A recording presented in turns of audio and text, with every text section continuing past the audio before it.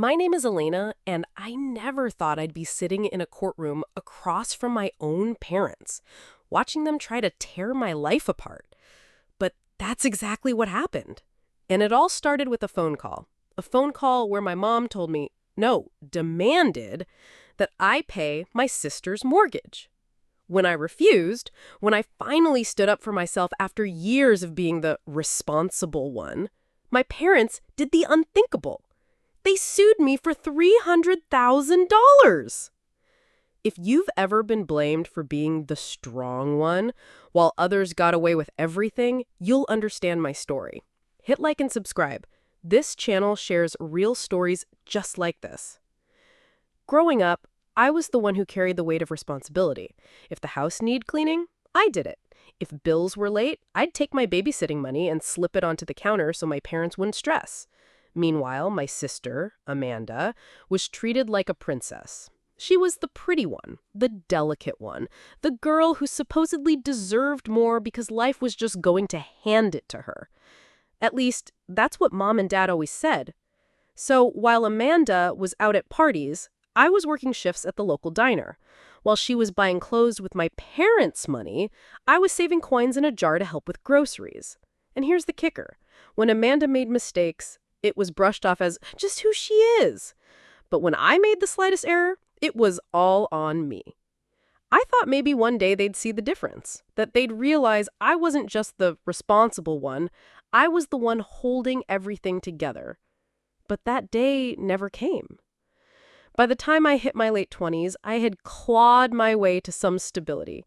I wasn't rich, but I had worked my way into a good job, built a savings account, and for the first time in my life, I didn't feel like I was drowning. I lived in a modest apartment, I budgeted carefully, and I was proud of myself. Not because of the money, but because I had built this life with my own two hands. Meanwhile, Amanda's life was exactly what you'd expect. She had married a flashy guy who promised her the world, bought her a massive house she couldn't afford, and then walked out on her 6 months later.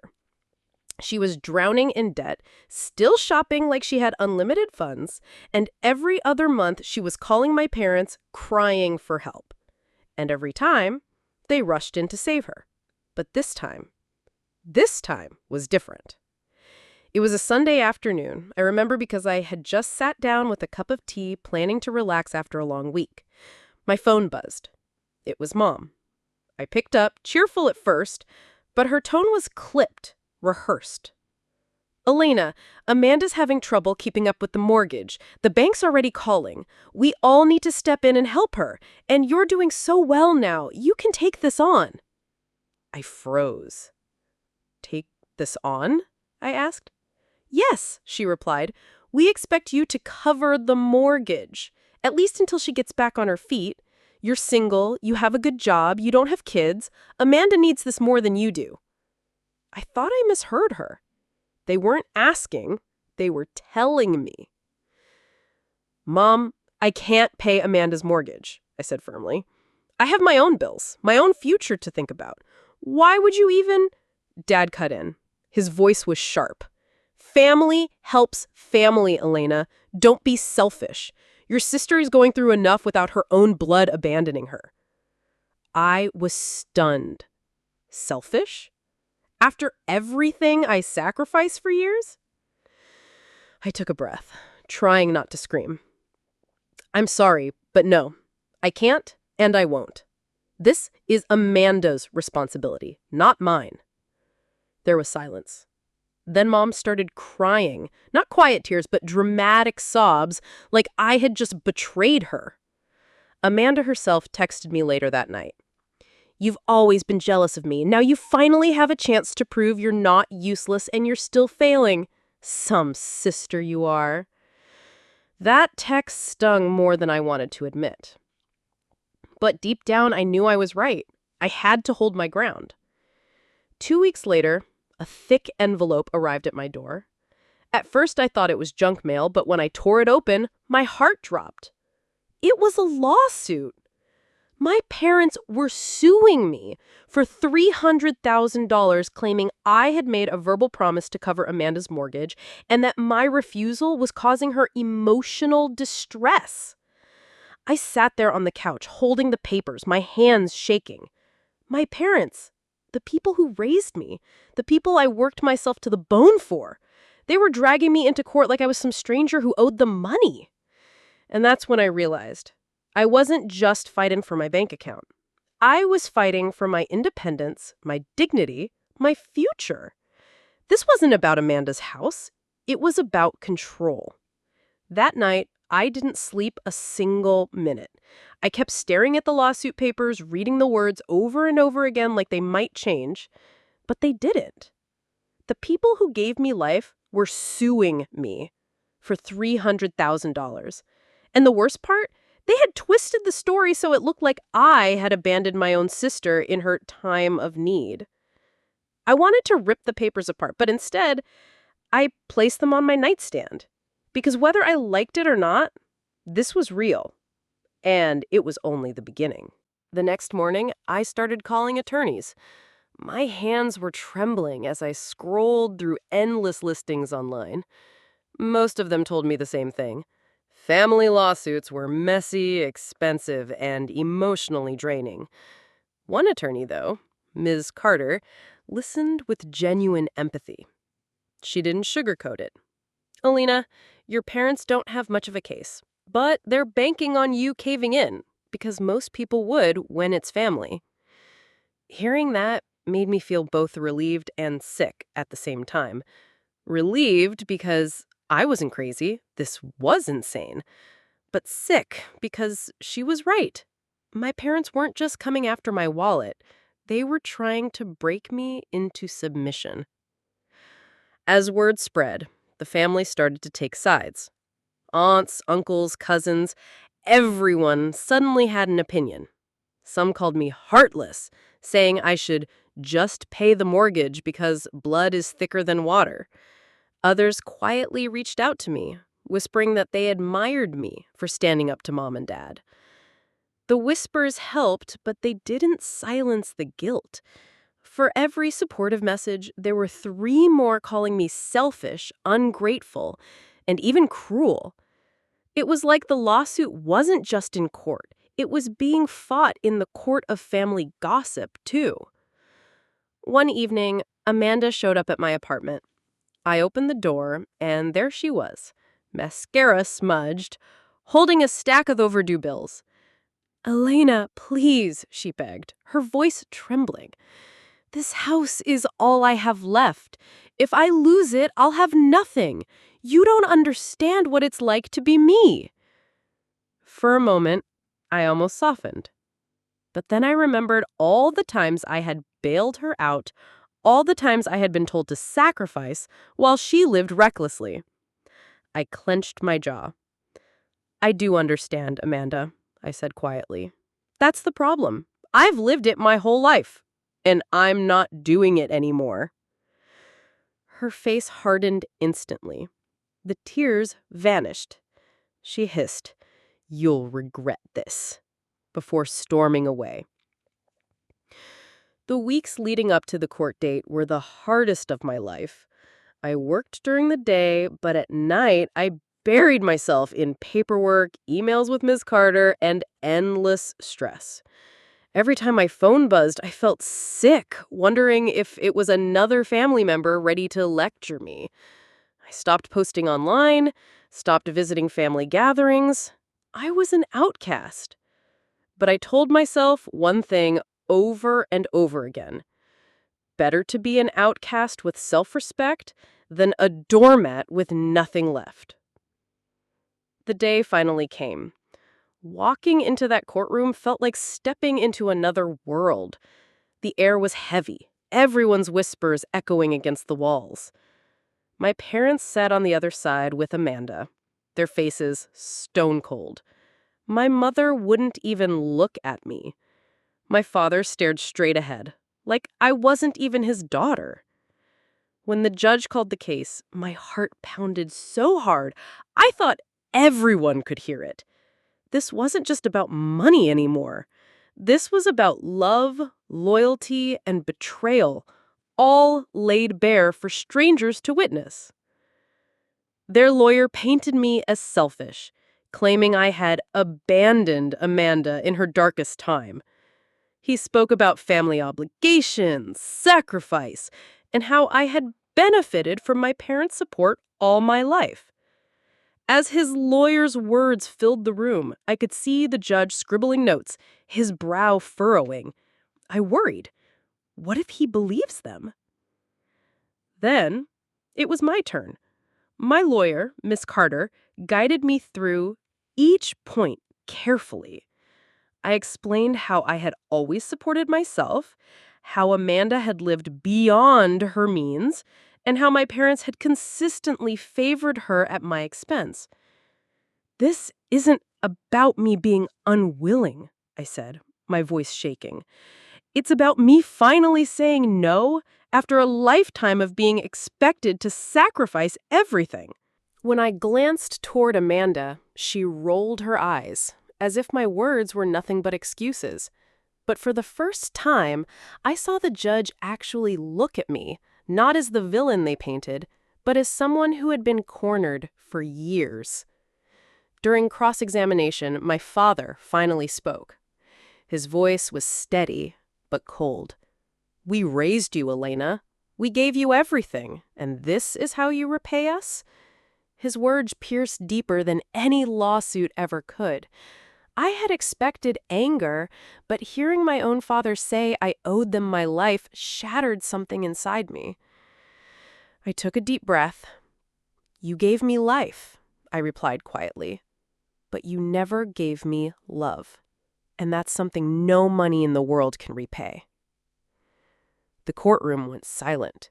Even Amanda shifted uncomfortably in her seat. After hours of back and forth, the judge finally announced a short recess. I walked out of the courtroom, my knees weak, but Ms. Carter whispered, "You're doing better than you think. The truth is shining through." I leaned against the hallway wall, trying to steady my breath. For the first time in weeks, I felt a tiny spark of hope. Maybe, just maybe, I wasn't doomed. But then, out of the corner of my eye, I saw Amanda smirking at me, whispering something to my parents. That spark of hope dimmed. I knew they weren't finished. Not yet. The next day, my lawyer surprised me with a twist. "Elena, we have a witness who can testify about your parents' favoritism toward Amanda," she said. I felt my stomach drop. This could either make or break my case. The witness was Mrs. Thompson, our old neighbor, who had watched Amanda get lavish gifts while I struggled quietly. When she took the stand, she spoke calmly but firmly, recalling birthdays, holidays, and small but telling moments. Each story chipped away at the perfect family image my parents tried to present. Amanda's smirk faltered, and I felt a surge of quiet vindication.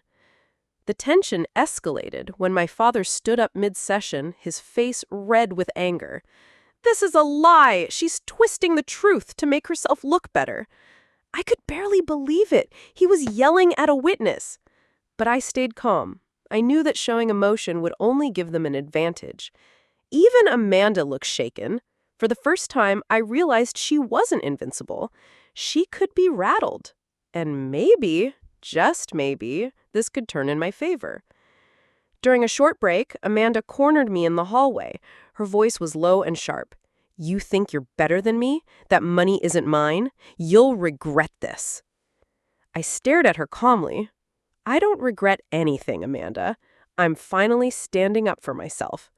She laughed bitterly, her eyes glinting. "You have no idea what's coming." I knew she meant threats, manipulation, or more lies, but I didn't flinch. I had come too far to be scared now.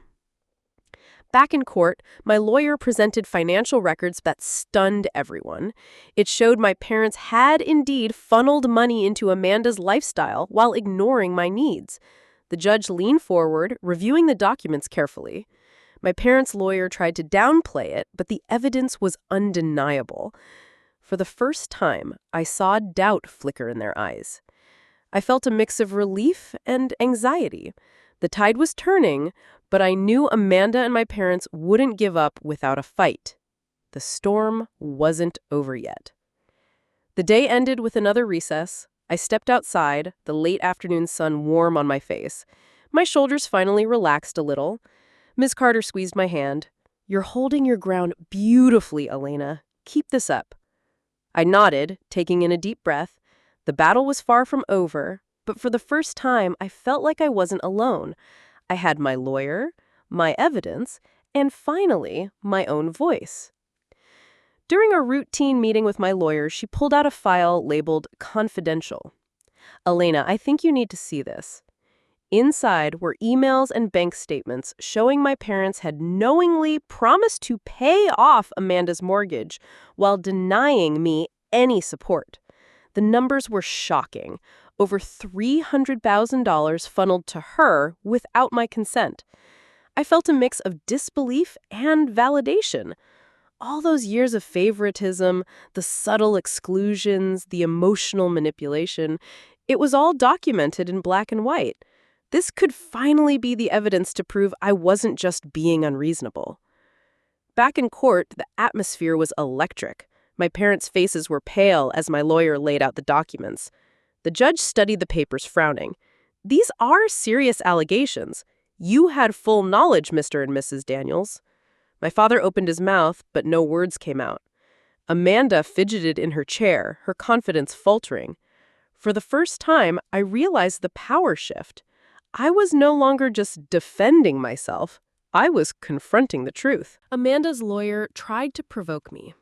"Elena, aren't you just jealous? Isn't this really about greed?" I held my ground. "This isn't about greed. It's about fairness.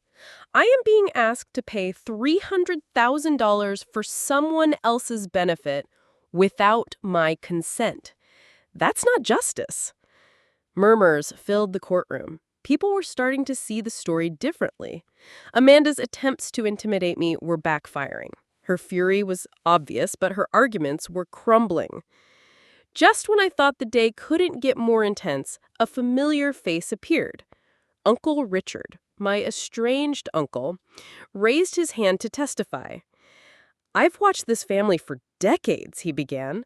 "Elena has always been responsible and fair. The way Amanda has been favored is not right." The courtroom went silent. Even my parents looked shocked. I felt a surge of gratitude. An unexpected ally had appeared, and his testimony could sway the final judgment in my favor. By the end of the day, I felt exhausted but empowered. My lawyer whispered, "We're in a strong position now. The truth is on your side." For the first time in years, I believed it. The evidence, the witnesses, the documents, it all pointed to one undeniable fact. I should never have been forced to pay Amanda's mortgage. As I left the courtroom, I took a deep breath. The battle was far from over, but the momentum was finally with me. This was no longer just a fight for money. It was a fight for my voice, my choices, and my dignity. The next day in court, a shocking piece of evidence surfaced. My lawyer handed the judge a set of recorded conversations between my parents and Amanda. "Listen to this," my lawyer said. The recordings revealed that my parents had explicitly promised to cover Amanda's mortgage themselves, even discussing how to manipulate me into paying. I felt a mix of anger and vindication.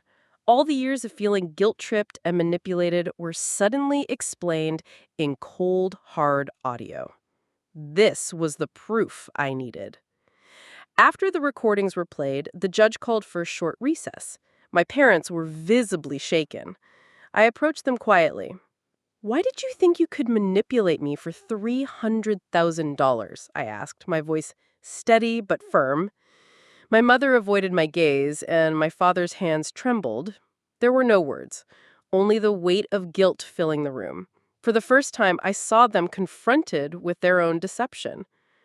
Back in court, Amanda's lawyer tried to argue that she was unaware of the situation, but Amanda herself stood up, looking guilty. I knew some of this," she admitted, tears welling in her eyes. "I never wanted this to happen, Elena. I didn't think I had a choice." Her admission was a turning point. The courtroom shifted. People began to see me not as greedy, but as someone who had been wronged by her own family. I felt a mixture of relief and sorrow. The judge leaned forward, his expression serious.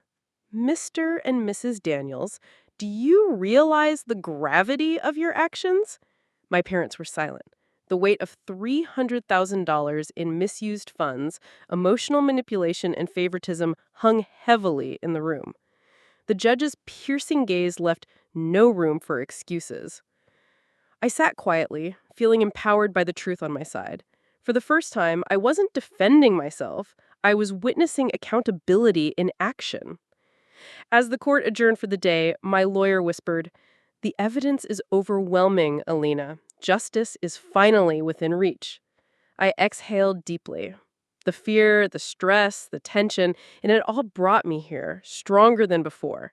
This wasn't just about money anymore. It was about reclaiming my autonomy and proving that standing up for yourself is never wrong. Stepping out of the courtroom, I felt a mixture of exhaustion and hope. The battle was far from over, but for the first time, I felt the scales tipping toward fairness. I never expected my uncle, my mother's brother, to show up in court. He was quiet for years, never interfering, but today he handed my lawyer a folder. These are financial statements showing Mom and Dad's other assets, he said softly. They've been hiding money while trying to blame you. I couldn't believe it. Someone from my own family was finally on my side. Relief and vindication washed over me. I wasn't alone in this fight anymore. By now, word had leaked to the local media. Headlines about family feud over $300,000 mortgage were splashed across news sites. I felt exposed, vulnerable, but strangely empowered. People were beginning to see the real story, not the version my parents tried to spin. I realized standing up for yourself sometimes means enduring the spotlight, even if it's uncomfortable. Amanda requested a private meeting with me. In a quiet corner of the courthouse, she looked nervous. "Elena, I didn't know it would go this far," she whispered. "I was scared of Mom and Dad. I never wanted your life to be ruined over me." Hearing her admit the truth softened my anger, but didn't erase it. I realized that while she had been manipulated too, it didn't excuse my parents' actions. Court resumed and the tension was electric. My parents tried to argue technicalities, but the evidence and my uncle's testimony left them with nowhere to hide. The judge asked pointed questions, looking at them sharply. This isn't just about money. This is about accountability, honesty, and family responsibility. I felt my heart lift. Finally, the truth was being recognized. And I wasn't just fighting for myself, I was fighting for justice. That evening, back at my apartment, I sat alone and reflected. The past months had been exhausting emotionally and mentally, but I had grown stronger. Standing up to my parents, refusing to pay $300,000 for something I didn't owe, and facing public scrutiny had changed me. I realized that sometimes doing the right thing comes with high costs, but the reward is freedom and self-respect. Just as the trial seemed to settle into a rhythm, my lawyer whispered urgently, "Elena, they just handed us something." I barely had time to glance at it before my jaw dropped. It was a set of bank statements showing hidden accounts and transactions.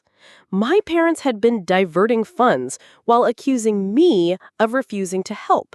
The courtroom gasped when it was revealed. Mom's face turned red. Dad's hands shook. For the first time, their composure cracked in public. "How dare you drag us through this?" my mother shouted. But the judge raised a hand. Silence. You will have your chance to respond after the facts are presented. I felt a mixture of fear and triumph.